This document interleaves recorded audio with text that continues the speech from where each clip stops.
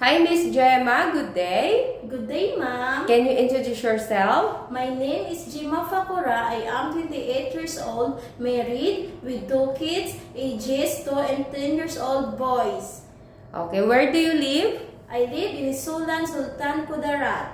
How many siblings do you have? I have 1 brother, 4 sisters. I am the 5th child in the family. Please tell me about your educational background. High school graduate. How would you describe yourself? I am honest, thoughtful, obedient, hardworking person, and God-fearing. Why do you want to work in Hong Kong? I want to work in Hong Kong to support my family financially and save money for my kids and their studies. Who will take care of your children when you go to Hong Kong? My husband or parents will take good care of my kids.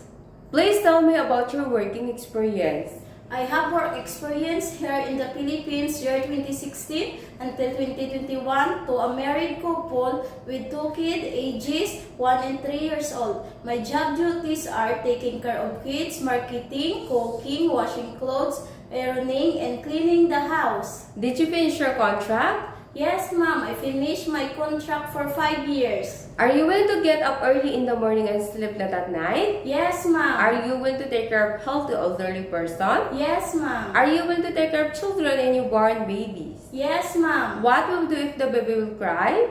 I will check the baby diaper is dirty. I will change it. I will check the baby if the baby angry, and I will feed the baby, and also I will check the baby temperature if the baby is sick, and I will inform my employers immediately. What will you do if the children are naughty and not listening to you? I will encourage them by playing and sing a song for them. What will you do if you feel homesick? I focus on my own work and my employer's need. Okay. Do you have the full consent of your husband, parents, family to go work abroad? Yes, ma'am. If you have family problem, would you go home or just send financial support? Send financial support, ma'am. Are you willing to share a room with the children, elderly, or the helpers? Yes, ma'am. Are you willing to work during your rest day and play as overtime? Yes, ma'am. Do you promise not to use your cell phone during working hours? Yes, ma'am. Do you promise not to loan from any bank in Hong Kong? Yes, ma'am. Please sing a nursery song.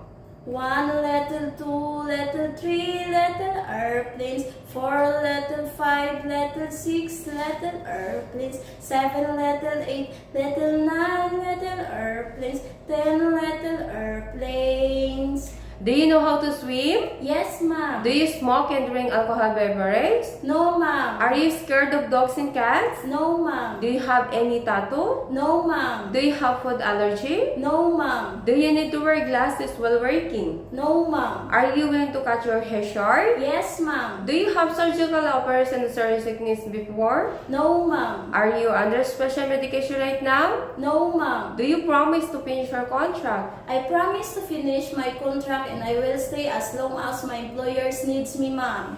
Please give a message for your future employer to hire you. Hi, ma'am and sir. My name is Jima Fakura. Please choose me to be your housemate. I'm very much willing to work with your family. I am a hardworking person, trustworthy, obedient. I promise to treat you and your kid as all my family. I'm very much willing to follow all your instructions. Please choose me and hope to see you soon in Hong Kong. Thank you and God bless.